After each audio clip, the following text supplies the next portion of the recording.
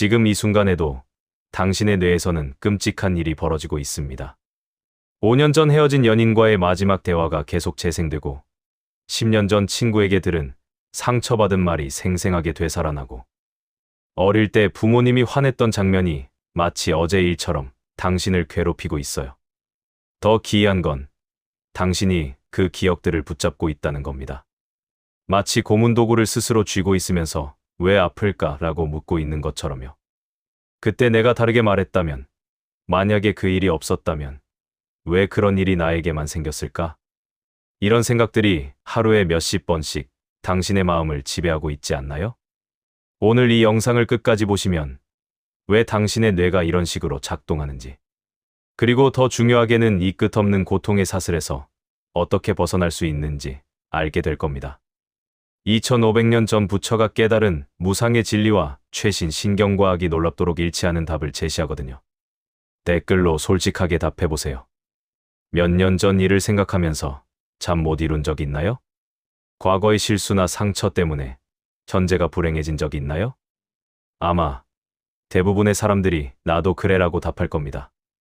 왜냐하면 이건 현대인의 가장 큰 병이거든요. 하지만 오늘 당신은 이 병에서 완전히 자유로워질 수 있는 방법을 알게 될 것입니다. 당신이 지금 괴로워하고 있는 그 기억들, 정말 당신이 기억하는 그대로 일어났을까요? 충격적인 사실을 하나 알려드릴게요. 신경과학자들의 연구에 따르면 우리가 기억을 떠올릴 때마다 그 기억은 조금씩 변형됩니다. 마치 복사기로 계속 복사하면 화질이 떨어지는 것처럼요. 더 놀라운 건 당신이 그 기억을 떠올릴 때마다 감정도 함께 재생산된다는 겁니다. 과거의 상처가 아니라 현재 새롭게 만들어지는 고통인 거죠. 말 그대로 당신이 스스로를 찌르고 있는 셈이에요. 한국 사회에서 이런 현상은 더욱 심각합니다. 우리는 어릴 때부터 반성하라, 기억하고 살아라, 과거를 잊으면 안 된다는 말을 들으며 자랐어요. 집단주의 문화 속에서 개인의 실수는 가족과 공동체 전체의 수치로 여겨졌고, 그래서 우리는 더욱 과거에 집착하게 되었죠. 하지만 부처는 2500년 전에 이미 이것을 꿰뚫어봤습니다. 모든 것은 무상하다. 즉, 모든 것은 변하고 흘러간다는 겁니다. 당신의 기억도, 그때의 감정도, 심지어 그 기억을 붙잡고 있는 당신 자신도 계속 변하고 있어요. 그런데 왜 우리는 변하지 않는 것처럼 기억에 집착할까요? 첫 번째 이유는 자아 보존 본능 때문입니다. 뇌는 일관된 자아상을 유지하려고 하는데 과거의 기억들이 나는 이런 사람이야 라는 정체성을 만들어주거든요. 심지어 그것이 고통스러운 정체성일지라도 말이에요. 두 번째 이유는 통제욕입니다. 이미 일어난 일을 계속 되씹으면서 다음에는 다르게 할 거야 라는 착각에 빠지는 거죠. 하지만 과거는 절대 바뀌지 않습니다. 당신이 아무리 그 기억을 분석하고 후회해도 말이에요. 세 번째 이유는 익숙함에 대한 중독입니다. 고통스러운 기억이라도 익숙하면 안전하게 느껴져요. 새로운 현재를 마주하는 것보다 익숙한 과거에 머무는 게 편하다고 착각하는 거죠. 최신 신경과학 연구는 부처의 무상 철학과 놀랍도록 일치하는 결과를 보여줍니다. 우리 뇌에는 디폴트 모드 네트워크라는 시스템이 있어요.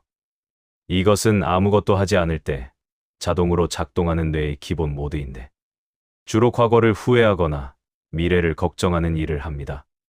문제는 현대인들의 디폴트 모드 네트워크가 과도하게 활성화되어 있다는 거예요.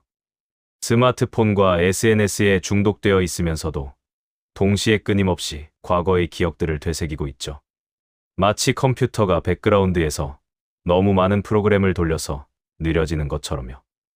더 심각한 건 반복적으로 떠올리는 기억들이 뇌의 깊은 신경회로를 만든다는 겁니다. 이것을 신경가 소성이라고 하는데 같은 생각을 계속하면 할수록 그 생각이 더 쉽게, 더 자동적으로 떠오르게 되는 거죠. 예를 들어 당신이 나는 실패자야 라는 생각을 계속한다면 뇌에는 실제로 실패자 회로가 만들어집니다. 그리고 시간이 지날수록 이 회로는 더 강해져서 작은 실수만 해도 즉시 역시 나는 실패자야 라는 생각이 자동으로 떠오르게 되는 거예요. 한국인들에게 특히 강한 기억 패턴이 있습니다. 바로 수치심과 관련된 기억들이에요. 창피했던 순간, 무능력함을 드러낸 순간, 남들에게 실망을 안긴 순간 같은 기억들이 다른 문화권보다 훨씬 강렬하게 남아있죠. 이것은 한국 사회의 체면, 문화와 관련이 있어요. 개인의 실수가 곧 가족이나 집단의 명예와 직결되다 보니 우리는 수치스러운 기억들을 더 깊이, 더 오래 간직하게 되었죠.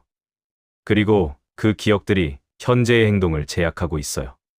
하지만 신경과학은 희망적인 사실도 알려줍니다.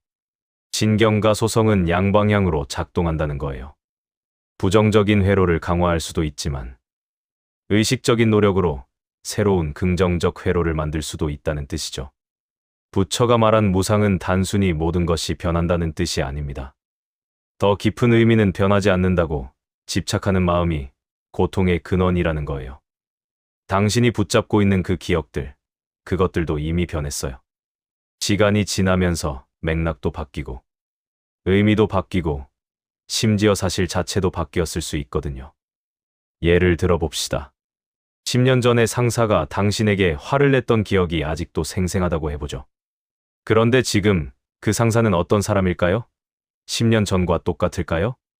그때의 상황과 맥락은, 회사의 분위기는, 모든 것이 변했어요. 심지어 당신도 완전히 다른 사람이 되었고요. 그런데 당신은 여전히 10년 전에 그 순간에 멈춰서 있어요. 변하지 않는 것처럼 그 기억을 붙잡고 그때의 감정을 계속 재생산하고 있죠. 이것이 바로 무상을 거스르는 행위예요. 그렇다면 구체적으로 어떻게 해야 할까요? 첫 번째, 기억 재구성하기입니다. 고통스러운 기억이 떠오를 때마다 이 기억은 정말 정확한가? 라고 질문해 보세요. 혹시 내가 과장하거나 왜곡한 부분은 없을까? 그때와 지금의 상황이 어떻게 다를까를 생각해 보는 거죠. 두 번째, 관찰자 시점 갖기입니다. 기억 속의 당신을 1인칭이 아닌 3인칭으로 바라보세요. 그때의 나는 최선을 다했구나. 어린 나는 그럴 수밖에 없었겠구나라고 객관적으로 관찰하는 거예요. 세 번째, 이미 재해석하기입니다. 그 고통스러운 경험이 지금의 당신에게 어떤 도움이 되었는지 찾아보세요. 실패 경험이 당신을 더 신중하게 만들었을 수도 있고, 상처받은 경험이 다른 사람의 마음을 더 잘 이해하게 해주었을 수도 있어요. 불교에서 말하는 정념은 현재 순간에 온전히 머무는 것을 의미합니다. 하지만 이것이 과거를 완전히 잊으라는 뜻은 아니에요. 과거에서 배우되 과거에 사로잡히지 않는 것이죠.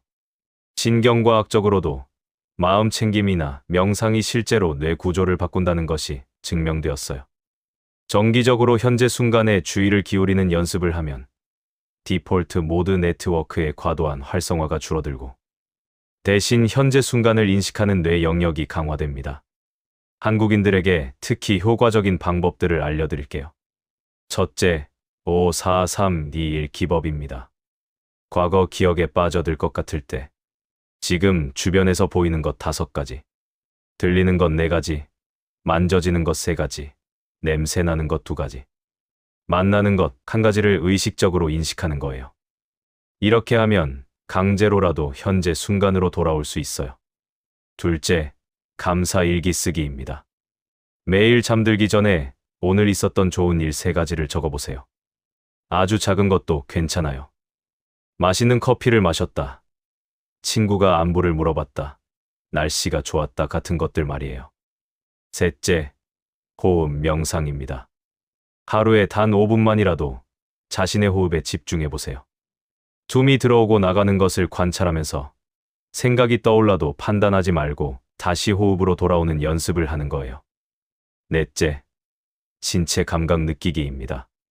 과거 기억에 빠져들 때마다 자신의 발바닥이 땅에 닿는 느낌, 의자에 앉은 엉덩이의 감각, 옷이 피부에 닿는 느낌 등을 의식적으로 인식해 보세요. 과거의 부정적 기억 회로를 약화시키는 것만큼 중요한 것은 새로운 긍정적 회로를 만드는 것입니다. 이것을 신경과학에서는 경험 의존적 신경가 소성이라고 해요. 구체적인 방법을 알려드릴게요. 첫째, 성공 경험 기록하기입니다. 아무리 작은 성공이라도 의식적으로 기록하고 기억하세요. 오늘 운동을 했다. 친구에게 먼저 연락했다. 새로운 요리를 만들어 봤다 같은 것들이요.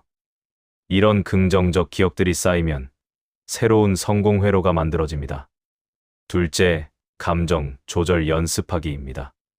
부정적 감정이 올라올 때마다 지금 나는 화가 나고 있구나, 슬픔을 느끼고 있구나라고 객관적으로 인식하고 라벨링하세요. 감정을 판단하지 말고 그냥 있는 그대로 받아들이는 연습을 하는 거예요. 셋째, 의미 찾기 활동입니다. 자신의 경험들에서 의미를 찾는 연습을 해보세요. 이 경험이 나를 어떻게 성장시켰을까? 이것을 통해 무엇을 배웠을까? 다른 사람에게 어떤 도움을 줄 수 있을까를 생각해 보는 거죠. 넷째, 타인과의 연결입니다.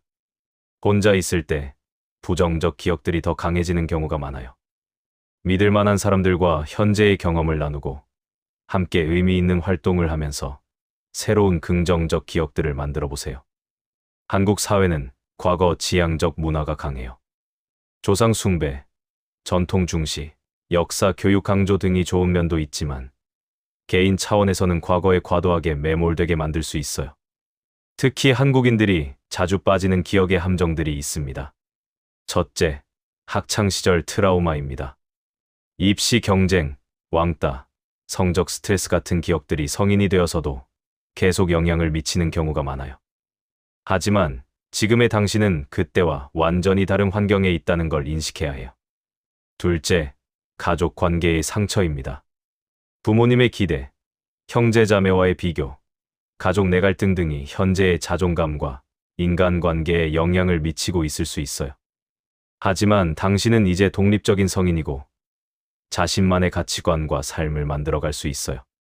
셋째, 사회적 실패에 대한 수치심입니다. 취업 실패, 사업 실패, 인간관계 실패 등을 과도하게 자책하면서 새로운 도전을 포기하는 경우가 많아요. 하지만 실패는 성공으로 가는 과정이지 당신의 가치를 결정하는 요소가 아니에요.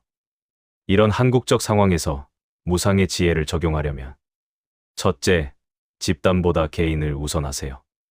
남들의 시선이나 사회적 기대보다는 자신의 진정한 마음과 가치를 중요하게 여기는 거예요. 둘째, 완벽함에 대한 집착을 내려놓으세요. 한국 사회는 완벽함을 추구하는 문화가 강하지만 완벽한 것은 존재하지 않아요. 실수와 부족함도 인간의 자연스러운 모습이라고 받아들이세요. 셋째, 비교하는 습관을 멈추세요. 다른 사람과 자신을 비교하면서 과거의 선택을 후회하는 것은 의미가 없어요. 각자의 인생은 고유하고 서로 다른 타이밍과 과정을 갖고 있거든요. 부처는 말했습니다. 과거는 이미 지나갔고 미래는 아직 오지 않았으며 현재 이 순간만이 실제한다. 진경과학도 같은 말을 하고 있어요. 당신의 뇌는 오직 현재 순간에만 진정한 행복과 평화를 경험할 수 있다고 말이죠. 당신이 붙잡고 있는 그 기억들을 놓아주세요. 그것들이 당신을 정의하지 않아요. 과거의 실수가 현재의 당신이 아니고 과거의 상처가 미래의 가능성을 제한하지도 않아요. 무상을 받아들인다는 것은 체념하는 게 아니라 해방되는 겁니다. 변하지 않는 것에 집착하느라 소모했던 에너지를 현재 순간을 살아가는 데 쓸 수 있게 되는 거죠. 기억하세요. 당신의 과거는 당신이 지나온 길일 뿐, 당신이 가야 할 목적지가 아닙니다. 과거에서 배우되 과거에 살지는 마세요. 지금 이 순간, 당신에게는 완전히 새로운 선택과 가능성이 열려 있어요. 오늘부터 과거의 기억이 떠오를 때마다 이렇게 말해보세요. 그것도 지나갔고, 지금 나는 여기에 있다. 그리고 현재 순간에서 할 수 있는 작은 선택 하나를 해보세요. 그것이 진정한 변화의 시작입니다. 2500년 전 부처의 지혜와 21세기 신경과학이 당신에게 같은 메시지를 전하고 있어요. 지금 이 순간이 가장 소중하다고 말이죠. 당신의 삶은 과거의 기억들로 만들어지는 게 아니라 현재의 선택들로 만들어집니다. 오늘부터 그 진실을 살아보세요. 진정한 자유가 무엇인지 경험하게 될 거예요. 오늘 이야기가 당신에게 작은 깨달음이라도 전할 수 있었기를 바랍니다. 이처럼 깊은 심리적, 철학적 통찰을 통해 당신의 삶을 변화시키는 이야기는 계속될 것입니다. 만약 오늘 영상이 도움이 되셨다면 좋아요를 눌러주시고 채널을 구독해주세요. 여러분의 관심이 저희가 더 좋은 콘텐츠를 만드는 큰 힘이 됩니다. 또한 이 영상에 대한 여러분의 생각을 댓글로 남겨주시면 저희에게 큰 영감과 소중한 의견이 될 것입니다. 다음 영상에서 다시 만나겠습니다. 감사합니다.